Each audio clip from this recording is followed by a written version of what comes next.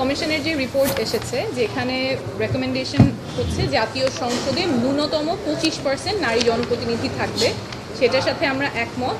এবং আমরা চাচ্ছি এই যে ন্যূনতম 25% নারী জনপ্রতিনিধি থাকবে, ওনারা নিজস্ব আসন থেকে নির্বাচন করে ওনারা জনপ্রতিনিধি হিসেবে জাতীয় সংসদে থাকবেন।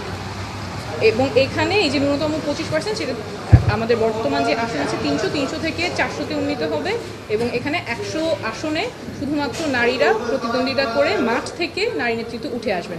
ট্রেডিশনালি যে সিস্টেমটা হয়ে আসছে যেখানে সংরক্ষিত নারী আসন থাকে, আমরা মনে করছি না সেটা নারী ক্ষমতায়নের জন্য খুব সহায়ক হয়। এটা আমরা বহু বছর ধরেই দেখে আসছি। বরঞ্চ নারীরা যদি নিজেদের আসন থেকে সরাসরি ভোটের মাধ্যমে নির্বাচিত হয়, তখন তাদের তৃণমূল থেকে নেতৃত্ব গড়ে ওঠার একটা সুযোগ থাকে। তারা নির্বাচনের জন্য ক্যাম্পেইন করবেন, মানুষের কাছে ভোট চাবেন, একটা ইশতেহার থাকবে।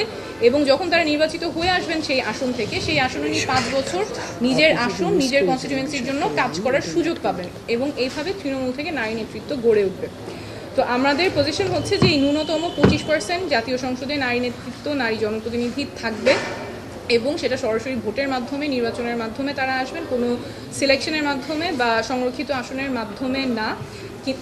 এই গোলটাতে আমরা সব দলকে আহ্বান জানিয়েছি যে এই গোলে যাতে একমত থাকে। পদ্ধতি হতে পারে, পদ্ধতি নিয়ে আলোচনা হতে পারে, বিতর্ক হতে পারে।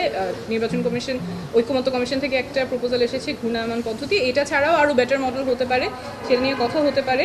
কিন্তু একটা প্রপোজাল এসেছে নারী প্রার্থী দলদেরকে বলা হবে যে নারী প্রার্থী মনোনয়ন দিতে। কিন্তু যদি শুধুমাত্র নারী প্রার্থী মনোনয়ন দেওয়ার মধ্যেই সীমাবদ্ধ থাকে নিয়মটা, তাহলে সেটা এনশোর করবে না যে আমার 25% জনপ্রতিনিধি নির্বাচিত হয়ে আসবেন জাতীয় সংসদে, 1। আর 2, আরেকটা প্রবণতা হতে পারে যে যেই আসনগুলোতে দলগুলো জানে হয়তো নির্বাচনটা জিতে আসবে না, সেখানে নারী প্রার্থী দেওয়ার একটা প্রবণতা থাকতে পারে।